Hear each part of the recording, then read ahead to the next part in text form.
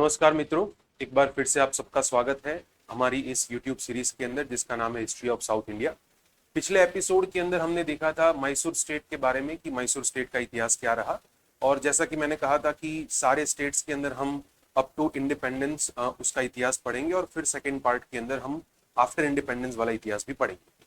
आज के इस सेकेंड एपिसोड के अंदर हमारा जो टॉपिक है वो है स्टेट ऑफ हैदराबाद। तो स्टेट ऑफ हैदराबाद का इतिहास आज हम पढ़ेंगे। सबसे पहले बात करते हैं कि स्टेट ऑफ हैदराबाद जो है बना कब और कैसे। So basically state of Hyderabad की कहानी जो है वो इस इंसान से शुरू होती है। इनका नाम है मीर कमरुद्दीन खान, या जिनको निजामुल मुल्क भी कहा जाता है। मेन मतलब उनका मूल नाम जो है वो मीर कमरुद्दीन खान। बेसिकली ये मुगलों के एजेंट हुआ करते थे। डेक्कन के अंदर जो दक्कन का प्रदेश है वहां पे मुगलों के सूबेदार हुआ करते थे। और इनकी लड़ाई जो है वो बेसिकली क्राउन से इस वजह से थी क्योंकि मुगल एम्पायर जो है वो मोहम्मद शाह रंगीला के टाइम पे ठीक से नहीं चल रहा था।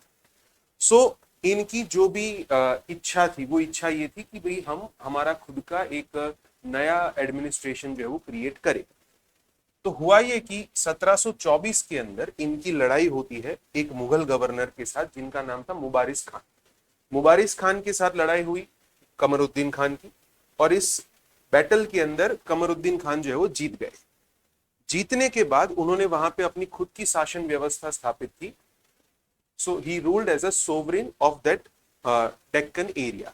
उस डेक्कन एरिया में उन्होंने एक नए स्टेट की स्थापना की जिसको हम कहते हैं हैदराबाद।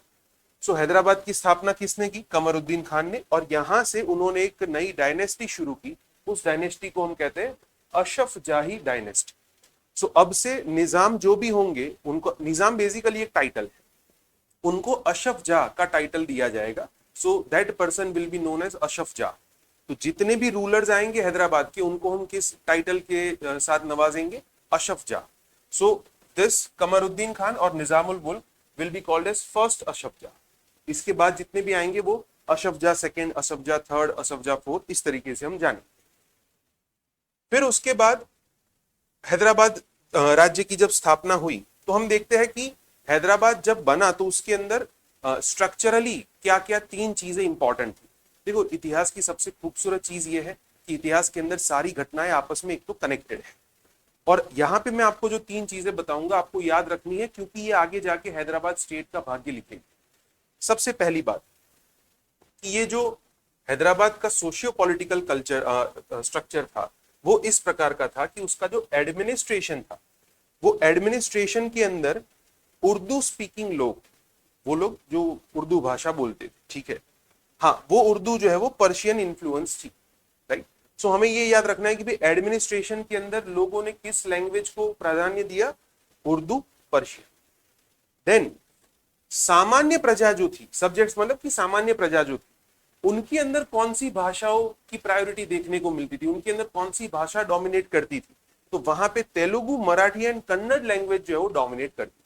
अब देखो, यहीं से आपको पता चल जाएगा कि स्टेट का जो एडमिनिस्ट्रेशन है, जो जिसकी स्थापना हमने देखा कि कमरुद्दीन खान ने की, वो एडमिनिस्ट्रेशन चलता है उर्दू, पर्शियन लैंग्वेज में। और उसके सामने जो प्रजा है उसकी लैंग्वेज कौन सी है? वो है तेलुगु, कन्नड़ एंड मराठी। अब यहीं से कंफ्लिक्ट शुरू होगा किसके बीच में? प्रजा और एडमिनिस्ट्रेशन के बीच में। देखो, ये चीजें जो है वो शुरुआत में छोटी छोटी लगती है, आगे जाके ये चीजें जो है वो बहुत बड़ा रूप धारण कर लेती है। तो ये पहली चीज आपको ध्यान रखनी है कि लैंग्वेज को लेके एडमिनिस्ट्रेशन और वहां की प्रजा दोनों बटे हुए। दूसरी चीज जो आपको ध्यान में रखनी वो ये है कि शुरुआत के अंदर एडमिनिस्ट्रेशन जो है वो काफी सेक्युलर नेचर का हुआ करता था। रिलीजियस टॉलरेंस देखने को मिलता है। क्यों? तो वहां पे हम देखते हैं कि बहुत सारे ऐसे हिंदू थे कि जो एडमिनिस्ट्रेशन के अंदर अच्छी अच्छी पोजीशंस पे थे। जैसे कि वहां पे एक पोजीशन होती थी पेशकर्स, जिसको प्राइम मिनिस्टर भी कह सकते हैं, रेवेन्यू डिपार्टमेंट, मिलिट्री ऑफिसर्स, इन सब के अंदर हिंदू, पारसी, इन सब लोगों को भी जगह दी जाती थी। तो शुरुआत के अंदर हम कह सकते हैं कि हैदराबाद राज्य जो है वो कैसा था? एक रिलीजियसली टॉलरेंट स्टेट था। आगे जाके क्या हुआ कि धीरे धीरे सिस्टम जो है वो बदल जाती है और फिर उसके अंदर हम देखेंगे कि नए नए कन्फ्लिक्ट शुरू होते। खैर, दूसरी चीज जो आपको खराब, मतलब एक तो ये हमने देखा कि अच्छी बात तो ये है, बट जो एक बुरी बात देखने को ये मिलती थी कि वहां की जो जागीरदारी प्रथा थी, जो जागीरदार वहां के जो नोबल्स थे, वो बहुत ही बड़ी मात्रा में लोगों से टैक्स कलेक्ट करते थे। So the exploitation of peasants, heavy revenue demands and wide gap between the elite and peasantry. सीधी बात है, जहां पे प्रजा को लगेगा कि हमारे और एडमिनिस्ट्रेशन के बीच में ज्यादा बहुत बड़ा अंतर नहीं है, बहुत बड़ा गैप नहीं है, तो वहां पे प्रजा जो है वो आमतौर पे एडमिनिस्ट्रेशन से खुश रहेगी। लेकिन यहाँ पे धीरे धीरे लोगों के बीच में, लोगों के मन में एक नया एलियनेशन पैदा होता है कि भी एक तो उनकी और हमारी लैंग्वेज अलग है, और दूसरा कि उनकी और हमारी इकोनॉमिक कैपेसिटी जो है वो भी एक दूसरे से अलग। सो कुल मिला के हैदराबाद राज्य की जब स्थापना हुई तो कुछ इस प्रकार से हुई, जो मैंने आपको बताया कि सबसे पहले अशफ जा, उन्होंने अशफ जाही डायनेस्टी शुरू की, हैदराबाद राज्य की स्थापना की। 3 इश्यू हमने देखे। सबसे पहला कि एडमिनिस्ट्रेशन की लैंग्वेज अलग, लोगों की अलग। दूसरा कि रिलीजियस टॉलरेंस इनिशियली था, बाद में नहीं था। एंड तीसरा, जागीरदारी सिस्टम की वजह से रेवेन्यू की डिमांड बहुत ज्यादा थी। अब हम आगे बढ़ते हैं कि शुरुआत में कोई भी इंसान अपना नया स्टेट बनाएगा तो उसको जरूरत होगी कि अपने स्टेट को क्या करे, वो एक्सपांड करे। तो शुरुआत से ही हुआ ये कि अशफ जाह जो है वो एक तरीके के कंफ्लिक्ट में उलझ गए। It was basically a kind of tripartite conflict. कैसे? एक तरफ उनकी दुश्मनी हुई मराठाओं से, मराठा भी उस टाइम पे पेशवा बाजीराव वगैरह अपना जो भी साम्राज्य थे वो एक्सपांड करना चाहते थे। तो दूसरी ओर हैदराबाद जो है उससे दुश्मनी शुरू हुई किसकी, मराठाओं। दूसरी ओर जब अशफ जाह की डेथ हुई तो उसके बाद हम देखते हैं कि जो फ्रेंच कंपनी थी उसका इन्वॉल्वमेंट शुरू होता है हैदराबाद के पॉलिटिक्स के अंदर। जो फर्स्ट अशफ जाह थे उनकी जब डेथ हुई तो उसके बाद वॉर ऑफ सक्सेशन शुरू होता है, उनके बेटों के बीच में राजा बनने के लिए वॉर सक्सेशन शुरू होता है। तो वहां पे फ्रेंच इंटरफियरेंस हम देखते हैं कि फ्रेंच गवर्नर ड्यूप्ले जो था वो क्या करता है, हैदराबाद के पॉलिटिक्स में इंटरफियर करता है। और तीसरी उनकी दुश्मनी हुई ब्रिटिशर्स। अब चूंकि आप फ्रेंच की मदद लेंगे और फ्रेंच और ब्रिटिशर जो एक दूसरे के दुश्मन थे उस टाइम पे, तो इसका सिंपल मतलब है कि आपके ऊपर वो फॉर्मूला लागू होगा जिसको हम कहेंगे दुश्मन का दुश्मन दोस्त होता है। तो सीधी बात है कि अगर आप फ्रेंच के दोस्त है तो फिर ब्रिटिश जो है वो अपने आप आपके दुश्मन। तो हम कह सकते हैं कि हैदराबाद जो है वो एक तरफ फ्रेंच इंटरफियरेंस से गुजर रहा था, दूसरी ओर मराठाओं का रिपीटेड अटैक हो रहा था हैदराबाद के ऊपर, और तीसरी ओर ब्रिटिशर्स जो है उनको ये बात पसंद नहीं आई कि आप फ्रेंच के साथ रिश्ता क्यों रख रहे। अब हम बात करते हैं कि मराठाओं का क्या इन्फ्लुएंस रहा हैदराबाद के ऊपर। 3 बैटल याद रखने। एक है बैटल ऑफ पालखेड़, अगेन जिसमें हैदराबाद की हार हुई। देन बैटल ऑफ राक्षस भुवन, अगेन इसके अंदर भी हैदराबाद की हार हुई। तीसरा है बैटल ऑफ खारदा, जो कि मोस्ट डिसिसिव बैटल कहा जाता है, उसके अंदर भी हैदराबाद की हार। तो 1 बाय 1 आप रिपीटेडली बहुत सारे युद्ध हारते जा रहे हैं, और उसकी वजह से क्या होगा कि धीरे धीरे आपका प्रदेश जो है वो कम होता जाएगा। इस चीज का परिणाम यह आया that after the Bajirao first conquest Nizam remained a tributary of the Maratha in all but name. इसका मतलब यह है कि अब से निजाम को मराठाओं को टैक्स पे करना होगा, जिसको हम चौथ की रकम कहते हैं। सो बेसिकली हुआ ये कि हैदराबाद स्टेट की पोजीशन थोड़ी कमजोर हो गई इसके रिपीटेड इन्वेजन से, मराठाओं के रिपीटेड इन्वेजन से। और यहाँ पे हम देख सकते हैं कि हैदराबाद जो है वो थोड़ा वीक नजर आ रहा है, उनको चौथ वगैरह पे करनी पड़ी मराठा। एक तरफ तो ये वीकनेस, दूसरी ओर क्या वीकनेस। अब बात करते हैं कि अंग्रेजों के आगे उनका क्या हाल हुआ। 1768 में, 1768 का जो टाइम है, उस टाइम के दौरान हैदराबाद ने मैसूर से हाथ मिलाया और अंग्रेजों के खिलाफ लड़ने की कोशिश की। और इस दौरान जब अंग्रेजों को पता चला कि हैदराबाद जो है वो हमारे दुश्मन के साथ हाथ मिला रहा है, एक तरफ फ्रेंच हमने देखा, दूसरा हैदराबाद ने मैसूर के साथ हाथ मिलाया, तो फिर अंग्रेजों ने हैदराबाद के साथ भी युद्ध किया। और इस युद्ध में जब हैदराबाद हारा तो हैदराबाद को क्या करना पड़ा, एक प्रदेश है उसका नॉर्दर्न सिरकार्स, ये नॉर्दर्न सिरकार का प्रदेश जो है वो अंग्रेजों के नाम करना पड़ा। देखो यहाँ पे एक थीम आपको याद रखनी है, ये फ्रेंच, ये ब्रिटिशर्स, ये सब बेसिकली यहाँ पे व्यापार करने आए। तो इनका हमेशा से इंटेंशन क्या था कि जो कोस्टल इलाका है उसके ऊपर हमारा कंट्रोल रहे, ऐसे इलाके हमारे हाथ में हो कि जिसका इकोनॉमिक इंपॉर्टेंस बहुत ज्यादा हो। तो उन्होंने क्या किया, बड़ी चालाकी से ये जो कोस्टल एरिया था नॉर्दर्न सिरकार वाला वो अपने हाथ में ले। फिर उसके बाद 1788 की बात करें तो अगेन यहाँ पे अंग्रेजों के साथ कंफ्लिक्ट होता है, और उस कंफ्लिक्ट के बाद अंग्रेजों ने क्या किया, तो गुंटूर डिस्ट्रिक्ट जिसको हम कहते हैं गुंटूर का प्रदेश, वो उन्होंने अंग्रेजों ने हैदराबाद के पास से ले लिया। तो एक तो यहाँ पे हम देख रहे हैं कि नॉर्दर्न सिरकार ले लिया, फिर उसके बाद हम देख रहे हैं कि गुंटूर प्रदेश ले लिया। इसका मतलब कि कोस्टल एरिया जो है वो अब धीरे धीरे हैदराबाद के पास रिड्यूस होता जा रहा है और हैदराबाद धीरे धीरे लैंडलॉक स्टेट बनता जा रहा है। और फिर उसके बाद हम 19th सेंचुरी के अंदर देखते हैं कि भाई जब हैदराबाद फाइनली 18th सेंचुरी के एंड में सब्सिडियरी अलायंस साइन करेगा, अभी हम देखेंगे, तो हैदराबाद का पूरा कोस्टल एरिया जो किसके कंट्रोल में आ गया, अंग्रेजों के कंट्रोल में आ गया। So slowly and gradually Hyderabad became the landlock state. Now ये जो चीजें हमने देखी इसकी असर क्या हुई और इसके बाद क्या हुआ, अब हम बात करते हैं कि अच्छा पहले ये बात करते हैं कि भाई ये जो 1724 से लेके 1798 का जो टाइम था इसको हम गोल्डन एज कहते हैं। गोल्डन एज क्यों कहते हैं, उसकी वजह, सबसे पहली चीज पॉलिटिकल सोवरेनिटी। शुरुआत के अंदर हैदराबाद के पास एक पॉलिटिकल सोवरेनिटी थी और अंग्रेजों का उतना इन्फ्लुएंस नहीं था जब अशफजाही डायनेस्टी की शुरुआत होती। गलती उनसे एक ही हुई कि उन्होंने क्या किया, एक्सपांशन पे ज्यादा ध्यान दिया, ना कि कंसोलिडेशन पे ज्यादा ध्यान दिया। दूसरी चीज कल्चरल, अगर हम कल्चरल बेनिफिट्स देखें, देखो उसी टाइम पे इस्लामिक स्कॉलर्स एंड थिंकर्स जो है वो हैदराबाद स्टेट के अंदर देखने को मिलते हैं। साथ साथ में पर्शियन पोएट्स एंड राइटर्स जो है उनका भी काफी सारा योगदान देखने को मिलता है। साथ साथ में आर्ट्स, लिटरेचर, लर्निंग, इन सब चीजों को प्रमोट किया जाता है। जैसे कि एक फेमस पैलेस है चाउ महल्ला पैलेस, तो ये जो पैलेस था वो भी इसी समय के दौरान हैदराबाद के अंदर डेवलप किया गया। आर्किटेक्चरल चीजों की बात करें तो जैसे मैंने कहा कि ये पैलेस बनाया गया था। अगर कहीं पूछा जाता है तो this palace is inspired by the Shah of Iran palace, Iran के शाह जो थे उनके पैलेस से इन्फ्लुएंस होकर ये बनाया गया। दूसरा कि हैदराबादी का ऐसा रिफाइनमेंट हुआ कि वहां पे एक नई तहजीब जो है वो देखने को मिलती है जिसको हम कहते हैं गंगा जमुनी तहजीब।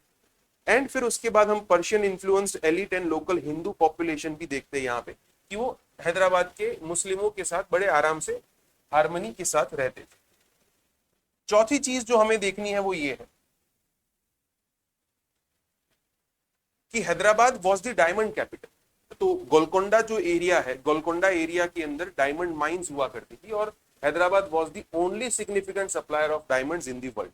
पूरे दुनिया के अंदर हैदराबाद जो उसका दबदबा था किस चीज को लेके, डायमंड्स को लेके। तो ये चार चीजें हैं कि जो हैदराबाद को, मतलब हम कह सकते हैं कि 1724 से 1798 वाला टाइम जो है उसका गोल्डन पीरियड था। 1798 क्यों लिखा है, उसकी वजह है 1798 के अंदर यहाँ पे एक कंपनी का गवर्नर आता है जिसको हम कहते हैं वेलेस्ली, और वेलेस्ली यहाँ पे एक योजना लेके आए जिसको हम कहते हैं सब्सिडियरी अलायंस।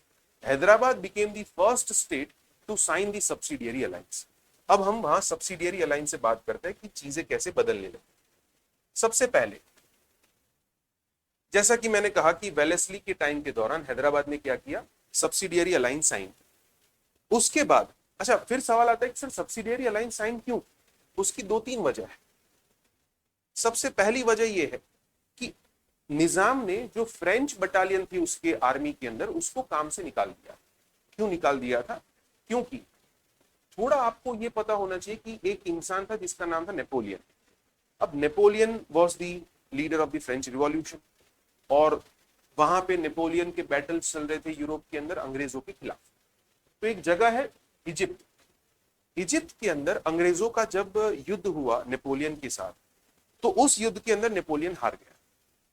वहां पे मतलब फ्रेंच आर्मी जो थी उसने सॉरी ब्रिटिश आर्मी जो थी उसने फ्रेंच आर्मी को हराया। दूसरी ओर जो निजाम का एरिया था वहां पे फ्रेंच आर्मी का गवर्नर था मॉन्सियर रेमंड।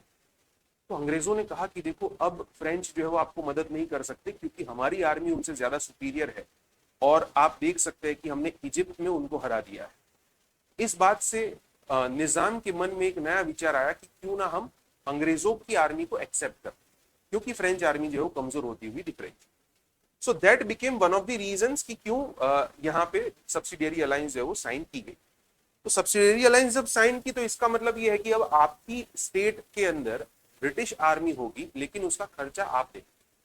अब ब्रिटिश आर्मी होगी, आप खर्चा देंगे, तो वहां पे एक और नियम लागू होता है कि अगर आप खर्चा नहीं दे पाए तो क्या, और अगर आप खर्चा नहीं दे पाए तो स्लोली एंड ग्रेजुअली होगा क्या, अंग्रेज उतनी ही रकम की जमीन आपके पास से ले लेंगे। जैसे मान लीजिए कि आर्मी का खर्चा हुआ 50 लाख और आप दे पाए 40 लाख, तो 10 लाख का खर्चा आप नहीं दे पाए, उसके बदले आपको क्या करना होगा, 10 लाख की जमीन जो है वो अंग्रेजों के नाम करनी है। अब आपको समझ में आएगा कि क्यों धीरे धीरे कोस्टल एरिया जो है वो अंग्रेजों के नाम हो गया। फिर वहां से हम आगे बात करते हैं कि जब राजा जी ने सब्सिडियरी अलायंस साइन कर दी तो अपने आप में उनकी सॉवरेनिटी अब खत्म हो रही और एक नई चीज शुरू हुई जिसको हम कहते हैं British shadow rule. Shadow rule का मतलब क्या होता है कि नाम के राजा कौन है, निजाम, निजाम विल बी दी टाइट्यूलर हेड और द नॉमिनल किंग, बट उनके बदले पूरा का पूरा जो शासन है वो कौन चलाएंगे, वो अंग्रेज चलाएंगे। अब अंग्रेजों ने जैसे ही शासन अपने हाथ में लिया, एक बहुत ही प्यारी घटना यहाँ पे ये देखने को मिलती है। देखो अंग्रेजों को पता है कि हमारे यहाँ पे अलग अलग जगह पे रेबेलियंस होते रहते हैं, जैसे मैंने लास्ट टाइम आपको मैसूर के अंदर भी बताया था, इवन आपने ऐसा कुछ सुना होगा रिवॉल्ट ऑफ 1857 वगैरह वगैरह। अब अंग्रेजों को पता है कि यहाँ पे सबसे बड़ा खतरा ये है कि जिस दिन ये सारे भारतीय एक हो गए उस दिन हमारी जान जो है वो खतरे में आ जाएगी। अंग्रेजों को पता है कि उनका नंबर ऑफ सोल्जर्स जो है उनके पास कम, number of population in India it is higher, तो उनको पता है कि यहाँ के लोग अगर एक हो गए तो हमको खतरा है। और इसलिए अंग्रेजों ने एक नई बड़ी चालाकी से नई चीज शुरू की। वो चीज क्या, उन्होंने हैदराबाद के एडमिनिस्ट्रेशन के अंदर, अब चूंकि सब्सिडियरी अलायंस साइन हो चुकी है, तो उन्होंने हैदराबाद के एडमिनिस्ट्रेशन के अंदर एक नई चीज शुरू की कि जो भी लोग यहाँ पे टॉप पोजीशंस में होंगे, गवर्नमेंट जॉब्स के अंदर जो टॉप पोजीशन में होंगे, वो हैदराबाद के बाहर के होंगे, और उसी गवर्नमेंट स्ट्रक्चर के अंदर जो लोअर लेवल की पोजीशन है वहां पे हम हैदराबाद के लोगों को रखेंगे। दो नए वर्ड्स यहां पे इंट्रोड्यूस किए गए। एक वर्ड को हम कहते हैं मुल्की, जैसे कि आप यहां पे देख सकते हैं लिखा हुआ है मुल्की, और एक है नॉन मुल्की। मुल्की का मतलब, मुल्क का मतलब होता है प्रदेश, जो उसी मुल्क का है उसको कहा मुल्की, और जो उस प्रदेश का नहीं है उसको कहा नॉन मुल्की। तो अंग्रेजों ने क्या किया, नॉर्थ इंडिया से बहुत सारे लोगों को हायर करना शुरू किया हैदराबाद की गवर्नमेंट के अंदर। अच्छा क्यों, अगेन वही चीज, अगर हमने हैदराबाद के ही लोगों को टॉप मोस्ट पोजीशन पे रखना शुरू किया, किसी दिन ये सारे लोग एक हो गए तो पूरा घर जो है वो खाली करके जाना पड़े। तो अंग्रेज बड़े चालाक है, उन्होंने चालाकी से ये काम किया। लेकिन अब इसी की वजह से क्या होगा, नई चीज, मुल्की और नॉन मुल्की इन दोनों को एक दूसरे के बीच में डिफरेंसेस, डिस्क्रिमिनेशन जो है वो बढ़ जाएगा। नॉन मुल्की को लगेगा कि ये मुल्की जो है वो हमारा साथ नहीं देते, मुल्की इंसान जो है उसको लगेगा कि ये बाहर के लोग जो है हमारे ऊपर कब्जा कर रहे। अगर ये लोग अंदर अंदर उलझे रहेंगे तो अपने आप में अंग्रेज जो है वो सेफ रहेंगे। So this was the strategy of the Britishers कि उन्होंने एक इंटरनल कन्फ्लिक्ट जो है वो शुरू करवा दी। ज्यादातर जॉब, नो डाउट हमको ये देखने को मिलता है कि ज्यादातर जॉब जो है वो किसके द्वारा एक्वायर की गई थी, नॉन मुल्की के द्वारा। और इसी वजह से वहां पे एक नई चीज शुरू होती जिसको हम कहते हैं तेलुगु मूवमेंट। आगे जाके बहुत बड़ा रूप धारण करेगी ये मूवमेंट, क्योंकि जो तेलुगु लोग थे उनकी पॉपुलेशन ज्यादा थी, जो हिंदू थे उनकी पॉपुलेशन ज्यादा थी, लेकिन सामने एडमिनिस्ट्रेशन के अंदर उनका रिप्रेजेंटेशन बहुत कम। फिर ऐसे में एक नई चीज आती 1853 में, अंग्रेज अपना नया दाव खेलते हैं। एक रीजन है बेरार। अब ये बेरार रीजन में क्या हुआ, ये फर्टाइल रीजन, यहाँ पे कॉटन प्रोड्यूसिंग लैंड है और काफी फर्टाइल रीजन, कॉटन का मेजोरिटी प्रोडक्शन जो है यहाँ से होता। तो अंग्रेजों ने क्या किया, ये जो कॉटन प्रोड्यूसिंग लैंड थी उसको अपने नाम कर दिया। कैसे, अभी मैंने आपको बताया कि अगर आप आर्मी का खर्चा नहीं दे पाएंगे तो बदले में आपको उतनी ही जमीन जो है अंग्रेजों के नाम करनी है। When the Nizam failed to pay the expense of the British Army, he had to hand over the region of Berar to the British East India Company. और यहां से अंग्रेजों के हाथ में एक बहुत बड़ा कॉटन बाउल आ गया। अब ये लोग क्या कर रहे हैं, यहां से कॉटन जो कल्टीवेट हो रहा है उसको अपने देश में भेज रहे हैं और वहां से पैसा कमा रहे हैं। So this is how Hyderabad की सिचुएशन जो है वो खराब हुई आफ्टर 1798। 1798 जैसे मैंने कहा सब्सिडियरी अलायंस, सब्सिडियरी अलायंस के बाद इनडायरेक्टली एडमिनिस्ट्रेशन अंग्रेजों के हाथ में, इंटरनल कन्फ्लिक्ट शुरू करवाया मुल्की नॉन मुल्की के बीच में, और दूसरी ओर ऐसे जो रेवेन्यू प्रोड्यूसिंग स्टेट्स है वो अपने हाथ में ले। बड़ी चालाकी से अंग्रेजों ने हैदराबाद को अपने कब्जे में रखा हुआ। देन उसके बाद जो अलग अलग अशफजा आए, देखो अशफजा नंबर 1, 2, 3, 4, ये सारा काम जो है वो उनके दौरान हो रहा है। ठीक है, अब हम अशफजा नंबर 5, 6 एंड 7 के बारे में पढ़ेंगे। सबसे पहले बात करते हैं कि अशफजा नंबर 5। अशफजा नंबर 5 जो है वो खुद गद्दी पे बैठे हुए थे, लेकिन उनके बदले उनका प्राइम मिनिस्टर जो दीवान था वो पूरा स्टेट संभालता था, और दीवान का नाम था Salarjung. So Salarjung first was the prime minister and reformer, वो पूरा एडमिनिस्ट्रेशन जो है वो अपने तरीके से चला रहा था। Asafjah was the only the nominal ruler. अब इसके टाइम पे क्या हुआ, सबसे पहले तो 3 इश्यू इसने आइडेंटिफाई किए। सबसे पहला कि देयर इज नो रेगुलर और सिस्टमैटिक एडमिनिस्ट्रेशन, एडमिनिस्ट्रेशन जो काफी बिखरा हुआ है, क्योंकि अंग्रेजों के द्वारा तो ध्यान नहीं दिया जाएगा एडमिनिस्ट्रेशन के ऊपर। उनका तो उद्देश्य क्या है कि भाई जहां जहां प्रॉफिट मिलता है वो सारा प्रदेश हम हमारे हाथ में ले लें। तो पहला तो ये कि एडमिनिस्ट्रेशन जो है वो अपने आप में एसिमेट्रिक लेवल का था। दूसरा, all duties in the hands of Diwan, दीवान जो है वो काफी पावरफुल था और दीवान के हाथ में इतना पावर था कि raja became only the titular ruler. फिर उसके बाद करप्शन, एक तो मतलब ये भी है कि भाई अंग्रेजों का जहां जहां एडमिनिस्ट्रेशन में इंटरफियरेंस था तो अपने फायदे में बहुत सारे लोग जो है वो अंग्रेजों के साथ मिलकर क्या करते थे, करप्शन करते। तो इन सब चीजों को आइडेंटिफाई करने के बाद सलार जंग ने क्या किया, कुछ रिफॉर्म्स इंट्रोड्यूस किए। जैसे सबसे पहला काम उसने किया कि 1867 के अंदर एडमिनिस्ट्रेटिव रिस्ट्रक्चरिंग, उसने क्या किया, स्टेट को 5 डिवीजन में डिवाइड कर दिया। डिसेंट्रलाइजेशन करना जरूरी होता है कि इतना बड़ा स्टेट है आप अकेले नहीं संभाल पाएंगे, तो डिसेंट्रलाइजेशन में उसने पहला काम किया, 5 डिवीजन और 17 अलग अलग डिस्ट्रिक्ट बनाए हैदराबाद के अंदर। The division will be headed by the subedars and the district will be headed by the talukdars and tahsildars. तो फॉर एग्जांपल यूं समझो कि हैदराबाद अपने आप में एक देश है, डिवीजन क्या हो गए उसके, स्टेट, राज्य, और उसके अंदर क्या हो गए, डिस्ट्रिक्ट। तो हैदराबाद ने एक डिसेंट्रलाइज प्लानिंग अपनाया किसके अंडर, सलार जंग के अंडर। फिर उसके बाद उसने नए नए रिफॉर्म शुरू किए इन डिपार्टमेंट्स के अंदर, जैसे judicial department, public work department, medical, educational, municipal, police, ये सारे डिपार्टमेंट को रीऑर्गेनाइज। साथ साथ में कुछ डिपार्टमेंट ऐसे थे कि जहां पे मिनिस्ट्री जो है वो नई डेवलप की गई, तो इसको कहा जाता था सदर ए महराम्स। सदर ए महराम्स का मतलब होगा असिस्टेंट मिनिस्टर्स। तो असिस्टेंट मिनिस्टर्स के तौर पे जैसे जुडिशियल लेवल पे, रेवेन्यू डिपार्टमेंट में, पुलिस डिपार्टमेंट में और अदर मिसलेनियस डिपार्टमेंट्स के अंदर उसने सदर महराम की शुरुआत। मतलब हम देख सकते हैं कि ये भाई साहब का विजन जो है वो ये कहता है कि एडमिनिस्ट्रेशन जो है वो अपने आप में साफ होना चाहिए। अगर एडमिनिस्ट्रेशन अपने आप में साफ होगा तो आगे जाके हम बहुत सारी चीजें, जैसे इकोनॉमी है, पॉलिटिकल चीजें, ये सब ठीक कर सकते हैं। तो इन अ ब्रीफ पीरियड 1857 से 1869 हैदराबाद के अंदर अशफ जा थे, लेकिन राज्य हकीकत में कौन चला रहे थे, सलार जंग चला रहे। एक और चीज, क्योंकि हैदराबाद अंग्रेजों के साथ था तो 1857 के रिवॉल्ट के अंदर हैदराबाद ने पार्टिसिपेट नहीं किया। इवन हैदराबाद के अंदर ये फरमान इशू किया गया था कि कोई भी इंसान जो है रिवॉल्ट ऑफ 1857 में पार्टिसिपेट नहीं करेगा। द रीजन बीइंग क्योंकि अंग्रेजों का इंफ्लुएंस ज्यादा है। फिर उसके बाद नेक्स्ट अशफजा आए, अशफजा नंबर 6। अब अशफजा नंबर 6 की बात करें, देखो अशफजा 6 जो है वो बेसिकली एक छोटा बच्चा, 3 साल की उम्र थी, और 3 साल की उम्र में अशफजा 6 जो है वो निजाम बने। तो सीधी बात है, छोटा बच्चा तो राज्य चलाएगा नहीं, तो उनके बदले राज्य कौन चलाता था, तो उनके रेजेंट्स चलाते थे। रेजेंट्स में कौन कौन था, एक तो मैंने बताया सलार जंग फर्स्ट, देन शमशुल उमरा थर्ड, उनके बाद आसमान जा एंड विकरुल उमरा। तो ये उनके कुछ रेजेंट्स थे, इसका मतलब ये उनके कुछ एजेंट थे कि जो उनके बदले राज्य चलाते। करीबन करीबन वो जब 17 साल के हुए तो 17 साल की एज में फाइनली वो गद्दी पे बैठे, और जब तक मरे तब तक उन्होंने हैदराबाद की गद्दी संभाली, और उन्होंने इस स्टेट के अंदर कुछ नए नए रिफॉर्म्स भी इंट्रोड्यूस किए। अब इनके द्वारा, अशफजा नंबर 6 के द्वारा जो जो रिफॉर्म शुरू किए गए हम उसकी बात करते हैं। सबसे पहले बात करते हैं कि इन्होंने जो ऑफिशियल लैंग्वेज है वो हैदराबाद के अंदर शुरू की। So the official language of Hyderabad state shifted from Persian to Urdu in 1880s।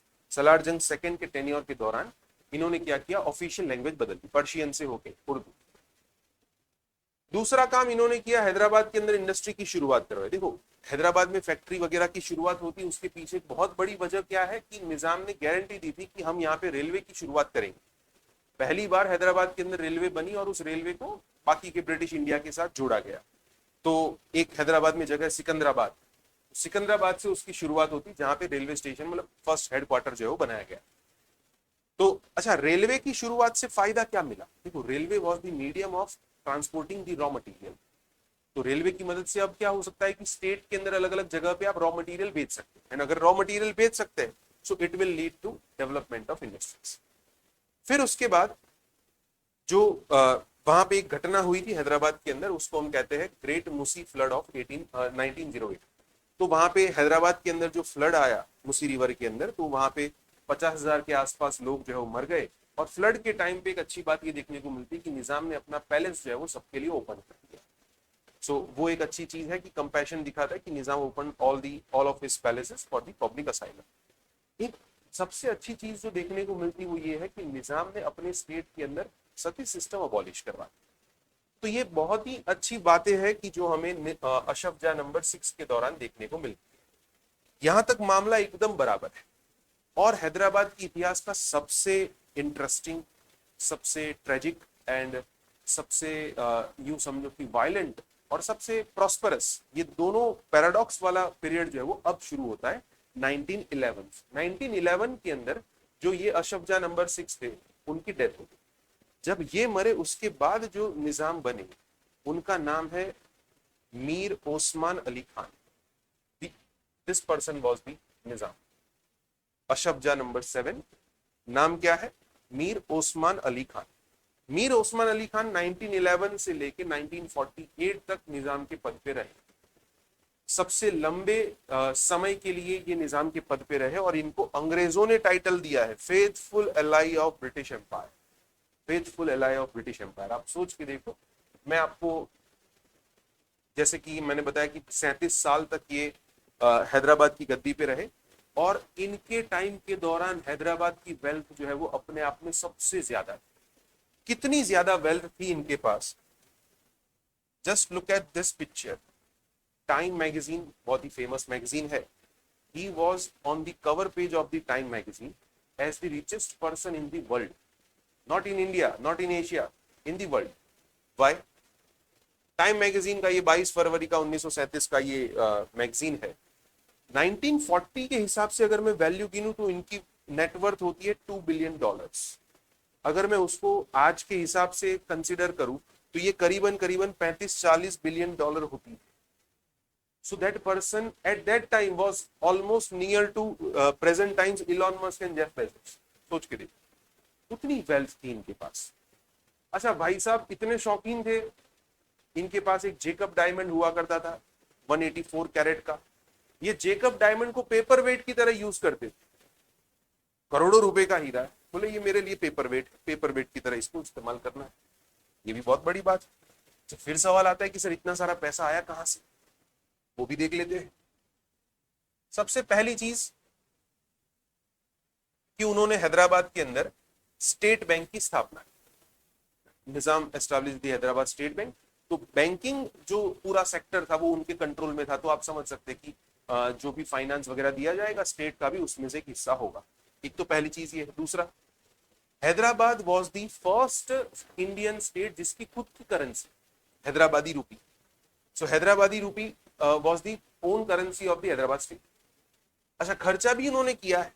जैसे एक हैदराबाद का एयरपोर्ट है ये बेगमपेट एयरपोर्ट, तो उसकी स्थापना भी इन्होंने ही करवाई। उनकी खुद की एयरलाइन डेक्कन एयरवेज, तो वो डेक्कन एयरवेज जो है उसके थ्रू ये बेगमपेट एयरपोर्ट जो है वो पूरा वही खुद ही हैंडल करते थे। टर्मिनल बनाया 1937 में। फिर उसके बाद इरिगेशन पर्पस से उन्होंने किया क्या, उस्मान सागर, हिमायत सागर वगैरह लेक्स कंस्ट्रक्ट करवाए।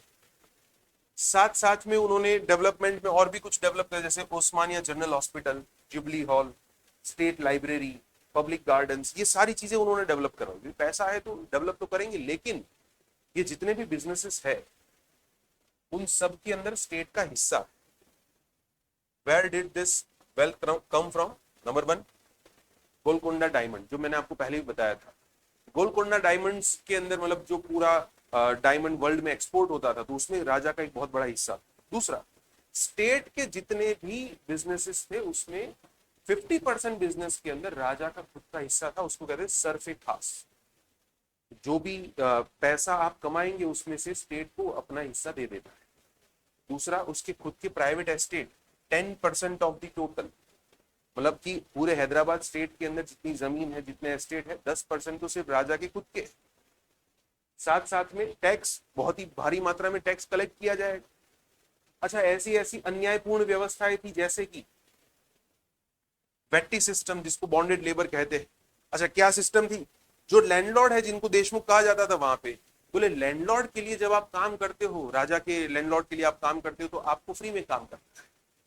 ये तो मतलब सिस्टम है कि बॉन्डेड लेबर, जबरदस्ती काम करना ही पड़ेगा। अच्छा, एक और चीज, लिंग्विस्टिक एलियनेशन। अब वहां पे एक बहुत ही इंटरेस्टिंग घटना होती है।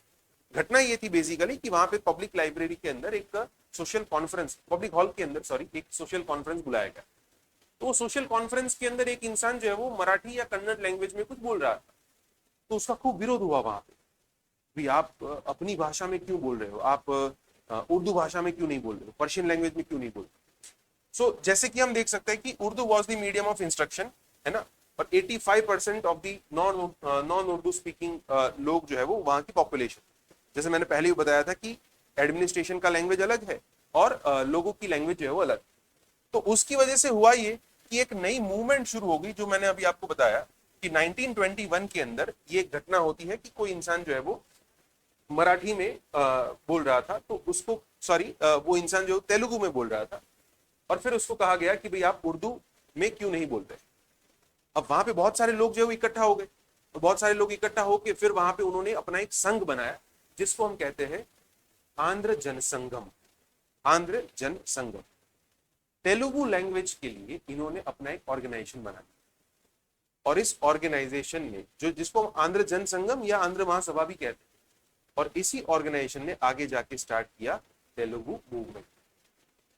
सो एक छोटी सी घटना है कि भाई आप उर्दू क्यों नहीं बोल रहे हैं, आप तेलुगु क्यों बोल रहे हो, और बस वहीं से आंध्र जनसंघम, तेलुगु मूवमेंट वगैरह शुरू होता है। तो जैसा कि आप देख सकते हैं कि भी राजा जी के पास इतनी सारी वेल्थ थी, लेकिन ये वेल्थ आई कहां से। तो सबसे पहला गोलकोंडा डायमंड्स, दूसरा सरफे खास, तीसरा टैक्सेस, बॉन्डेड लेबर सिस्टम भी थी, लोगों के अंदर गुस्सा भी बहुत ज्यादा है। 85% लोगों की भाषा जो है वो स्टेट की भाषा नहीं है, और इवन आप फोर्स भी कर रहे हैं तो फिर लोगों ने क्या किया, लैंग्वेज के बेस पे एक नया आंदोलन शुरू किया। एक तरफ ये सारी चीजें हैं, और ये अन्याय जो है वो चलता रहा अप टू 1940। अब हम बात करते हैं कि आजादी के नजदीक जब आए तब क्या हुआ। Now we are almost at the end. क्या हुआ 11 जून को, अच्छा देखो, अंग्रेज जो है वो डिक्लेयर कर चुके थे कि भाई हम क्या करेंगे, भारत को आजादी देंगे, ठीक है। तो इंडियन इंडिपेंडेंस एक्ट जो बना था, उस एक्ट के अंदर प्रोविजन ये था कि भाई जितने भी ब्रिटिश प्रोविंसेस है वो भारत सरकार को सौंप दिए जाएंगे, इलेक्शन के बेसिस पे जो पाकिस्तान को मिलने चाहिए वो पाकिस्तान को मिल जाएंगे। बट जो प्रिंसली स्टेट्स है उनको 3 चॉइस दी जाएगी। पहली चॉइस उनके साथ ये होगी कि आप इंडिया चाहे तो इंडिया ज्वाइन कर सकते हैं, आप पाकिस्तान चाहे तो पाकिस्तान ज्वाइन कर सकते हैं, और you can also remain independent. तो 11 जून 1947 को निजाम ने क्या किया, एक स्टैंड स्टिल एग्रीमेंट साइन किया इंडिया के साथ। स्टैंड स्टिल एग्रीमेंट का मतलब ये था कि जिसमें ये डिक्लेयर किया गया था that he would not join the constituent assembly of India और पाकिस्तान। वो ना ही कॉन्स्टिट्यूएंट असेंबली ऑफ इंडिया को ज्वाइन करना चाहते, ना ही पाकिस्तान को। मतलब कि हैदराबाद का डिसीजन क्लियर है कि हम इंडिपेंडेंट रहना चाहते। कारण मैंने जैसे आपको बताया, वेल्थ। अभी कोई भी इंसान इतना बड़ा स्टेट, इतना बड़ा साम्राज्य, इतनी बड़ी संपत्ति, ये सब ये क्यों किसी के नाम करेगा, क्यों किसी में ज्वाइन होगा, सीधी बात। लेकिन इसके साथ एक नई चीज और जो ऐड हुई वो ये है कि भाई भारत सरकार को कहीं ना कहीं ये इच्छा थी कि हैदराबाद जो है हमारे में। ऐसा नहीं है कि हम बाय फोर्स चाहते थे कि हैदराबाद जो है वो इंडियन यूनियन ज्वाइन करे, बट क्योंकि वहां की प्रजा चाहती थी। जैसा मैंने कहा कि भाई 85% प्रजा वहां की वो है कि जो इंडियन लैंग्वेजेस बोलती है, जो आमतौर पे हिंदू। तो हिंदू मेजोरिटी को ध्यान में रखते हुए और प्लस वहां की प्रजा की भी इच्छा को ध्यान में रखते हुए हमने कहा कि भाई हैदराबाद अगर हमसे ज्वाइन, हम इंडियन यूनियन के अंदर ज्वाइन होता है तो अच्छी बात। नाउ हैदराबाद की मिलिट्री स्ट्रेंथ की बात करो तो उनके पास गिन के 24,000 की आर्मी थी, और उसमें भी 6,000 के आसपास सोल्जर्स ऐसे थे जो फुल्ली ट्रेन्ड एंड इक्विप्ड थे। अब देखो ये एक वीकनेस, एक तरफ हो गया इंडियन आर्मी, है ना, जिसके अंदर बहुत सारे सैनिक है, इक्विपमेंट्स है, ट्रेन्ड सोल्जर्स है, सारी चीजें। और दूसरी ओर यहाँ पे हम देखते हैं हैदराबाद की 24,000 की आर्मी, उसमें से इनके 6,000 के आसपास ऐसे जो वेल ट्रेन्ड इक्विप्ड है।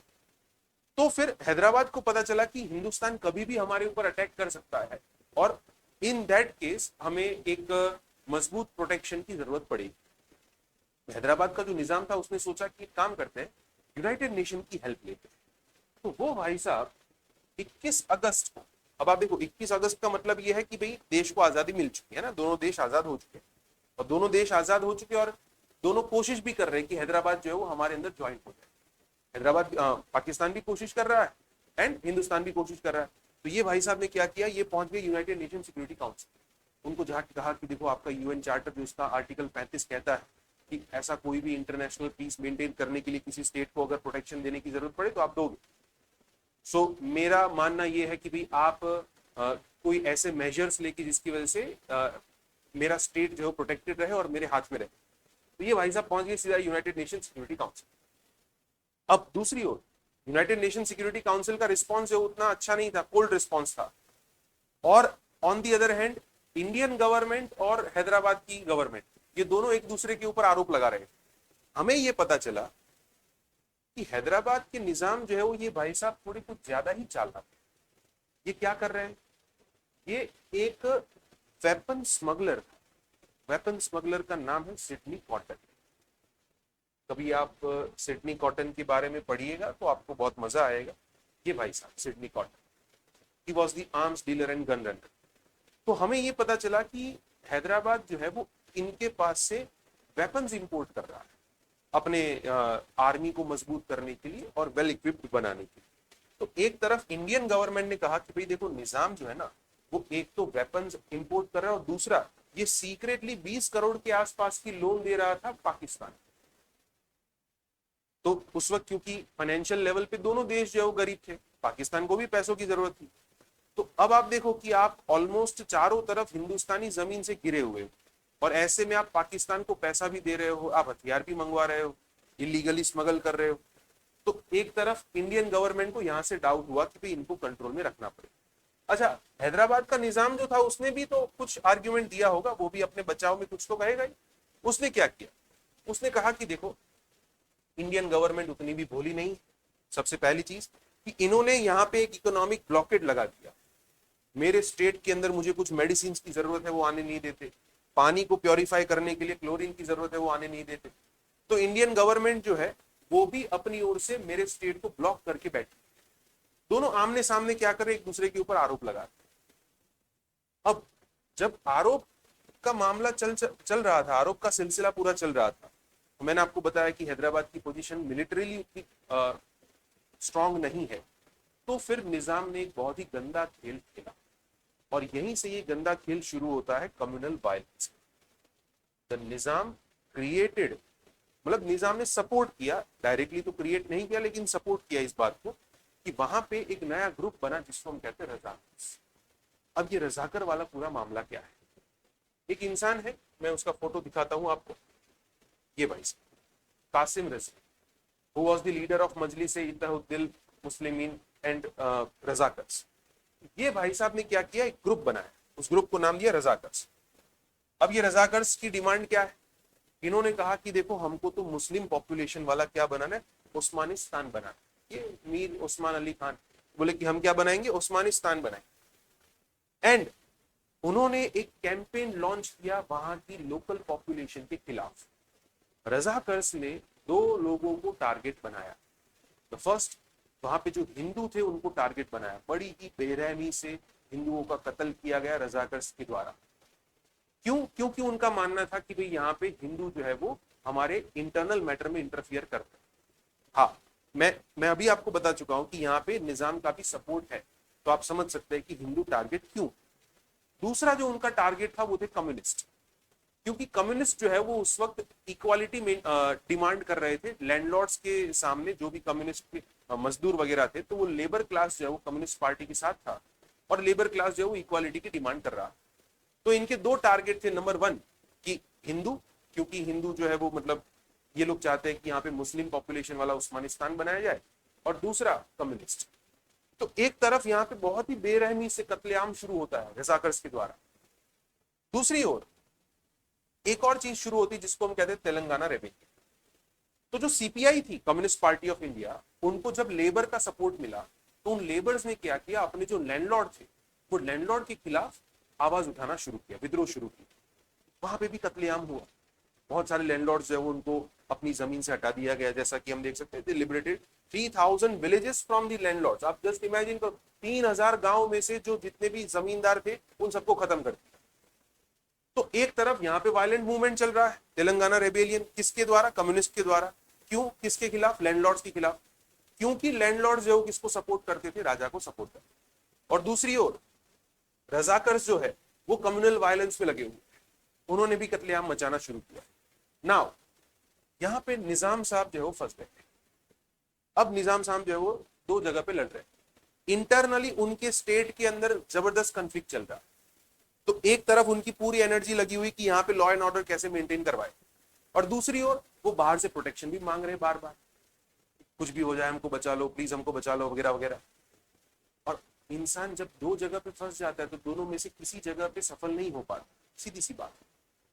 तो जब निजाम दोनों जगह पे फंस गए, डिप्लोमेटिक वॉर भी लड़ रहे, इंटरनल वॉर भी लड़ रहे, तब जाके इंडियन गवर्नमेंट को लगा कि now this is the perfect time. ये एक परफेक्ट टाइम है कि जब हम इनके अत्याचार से मुक्त कराने के लिए कुछ ना कुछ नया ऑपरेशन शुरू कर सकते हैं। जैसे गीता में लिखा है, यदा यदा ही धर्मस्य, जब जब अन्याय बढ़ेगा, जुल्म बढ़ेगा, तो किसी ना किसी को तो न्याय के लिए आना ही पड़ेगा। और न्याय के लिए अब शुरू किया गया, इसको हम कहते हैं ऑपरेशन पोलो। ये जो इतना बड़ा कत्लेआम हो रहा था, इतनी भारी मात्रा में वायलेंस हो रही थी, तो ऐसे में जो हमारे गृह मंत्री थे सरदार पटेल और ऑफ द इंटरिम गवर्नमेंट, उन्होंने ऑर्डर दिया कि यस, कैसे भी हमें अब हैदराबाद जो है उसको हमारे कंट्रोल में लेना पड़ेगा, क्योंकि वहां की जो जनता है उनके ऊपर बहुत ज्यादा अत्याचार हो रहा है। कोर्स ऑफ इवेंट्स क्या थी, हम वन बाय वन उसके बारे में देखते।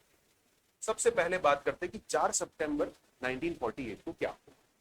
4 सितंबर को यह हुआ कि भाई जो हैदराबाद का प्राइम मिनिस्टर था, देखो निजाम अलग है, प्राइम मिनिस्टर अलग।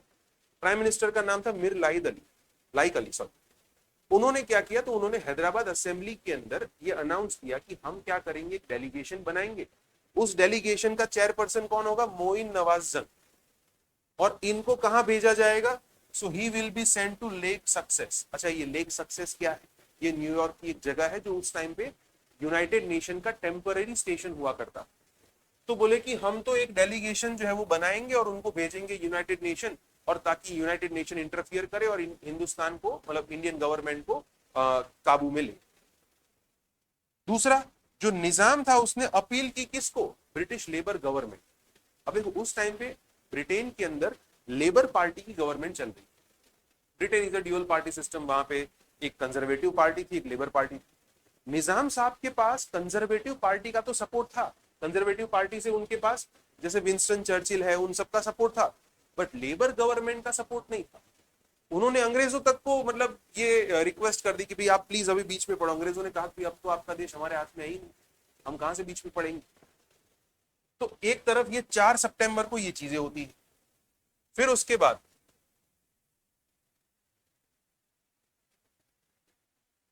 13 सितंबर की बात करते हैं। देखो जब इंडियन गवर्नमेंट को पता चला कि निजाम जो है वो बहुत सारे पैंतरे आजमा चुके हैं, तो हमने ऑन द बैकग्राउंड एक ऑपरेशन पूरा प्लान कर दिया। और वो ऑपरेशन शुरू होता है 13 सितंबर सुबह 4 बजे। इंडियन गवर्नमेंट ने कहा कि we will take a police action. अब मैं जानबूझ के पुलिस एक्शन बोल रहा हूं, उसकी वजह ये, सरदार पटेल ने ऑर्डर दिया था हमारे आर्मी जनरल को, जिनका नाम है JN चौधरी। JN चौधरी, आप यहाँ पे उनका फोटो देख सकते हैं। he was the person who was the leader of our operation। तो मेजर जनरल JN चौधरी को ऑर्डर दिया गया था कि आप अपनी आर्मी की टुकड़ी को लेके हैदराबाद के अलग अलग एरिया से एंटर होना शुरू कर। एक ही जगह पे आप एंटर होंगे तो सीधी बात है पूरी आर्मी वहां पे मिलकर आपका सामना करेगी, लेकिन अगर आप ईस्ट वेस्ट दोनों जगह से अगर हमला कर रहे हैं तो फिर बचना मुश्किल है। तो JN चौधरी ने क्या किया, 36,000 लोगों की आर्मी जो प्रिपेयर की, और फिर दोनों तरफ से हैदराबाद के ऊपर हमला शुरू किया। 5 दिन के अंदर 108 आवर 108 घंटे चला। 5 दिन के अंदर हैदराबाद को सरेंडर करना पड़ा। 36,000 की आर्मी के सामने मैंने कहा आपको 24,000 की आर्मी थी, उसमें भी वेल ट्रेंड इक्विप्ड बहुत कम थे। तो इसका रिजल्ट ये आया कि हैदराबाद को पता चला कि अब तो हम फंस चुके हैं, बहुत बुरे फंस चुके हैं। अच्छा, बीच में ये जब ऑपरेशन पोलो चल रहा था, अच्छा फिर एक चीज बता देता हूं कि पुलिस एक्शन इसको क्यों कहा जाता है, मैं बताना भूल गया, सॉरी। ऐसा है कि जब हम इसको कहेंगे मिलिट्री एक्शन, तो ये माना जाएगा कि भाई हमने किसी प्रदेश को एनेक्स करने के पर्पज से क्या किया है कि उसके ऊपर हमला किया। मिलिट्री एक्शन का मतलब क्या होता है, तो purpose is annexation. Police action इसलिए क्योंकि ये दिखाता है कि purpose is maintaining the law and order. जानबूझ के सिर्फ नाम का पुलिस एक्शन है, बाकी हकीकत में वो आर्मी ही। बट सीधी बात है कि टेढ़े को अगर समझाना है तो टेढ़ा बनना पड़ता है। 13 सितंबर को जब निजाम को पता चला कि भाई हमारी आर्मी तो हार जाएगी, तो 13 सितंबर को जब अटैक शुरू हुआ था, निजाम साहब ने तुरंत यूनाइटेड नेशन सिक्योरिटी काउंसिल वापस से कांटेक्ट करने की कोशिश की। अब उन्होंने एक पत्र लिखा, केबल ग्राम वगैरह से उन्होंने कांटेक्ट करने की कोशिश की, और फिर उन्होंने जब यूनाइटेड नेशन सिक्योरिटी काउंसिल में ये मैसेज पहुंचाने की कोशिश की भी इंडियन गवर्नमेंट ने ऐसे अटैक किया और मुझे मदद की जरूरत है, यूनाइटेड नेशन सिक्योरिटी काउंसिल को मैसेज मिला 16 तारीख। इमेजिन, अब पता नहीं ऐसा क्यों हुआ, बट 13 को ये मैसेज भेजा जाता है, 16 तारीख को मैसेज मिला, और 17 तारीख को हमने कहा कि बधाई हो, हैदराबाद हार चुका है और हिंदुस्तान में मिल चुका है। तो 17 सितंबर, अच्छा वापस बता देता हूं, तो मैंने कहा कि 36,000 की आर्मी थी हमारे पास, उनके पास 24,000 की आर्मी थी, और 17 सितंबर 1948 के दिन क्या हुआ, फाइनली शाम को 5 बजे हैदराबाद ने सरेंडर कर दिया and Hyderabad join Indian union. तो इस तरीके से हैदराबाद जो है वो कहने को पुलिस एक्शन से, लेकिन आर्मी के एक्शन से हैदराबाद के अंदर ज्वाइन हुआ। लेकिन अभी कहानी यहां खत्म नहीं होती, इस कहानी का एक और भी दर्दनाक एंड है। वो एंड ये है कि इसके बाद क्या हुआ, जब हैदराबाद ने सरेंडर किया उसके बाद क्या। सबसे पहली चीज कि हैदराबाद की सारी गवर्नमेंट के अंदर जितनी मिनिस्ट्री वगैरह थी उन्होंने रेजिग्नेशन दे दिए। देन हैदराबाद में मिलिट्री गवर्नमेंट की स्थापना हुई, और पहले मिलिट्री गवर्नर जो बनाए गए किसको, major general J N Chaudhary, जिन्होंने ऑपरेशन पोलो जो है वो लीड किया।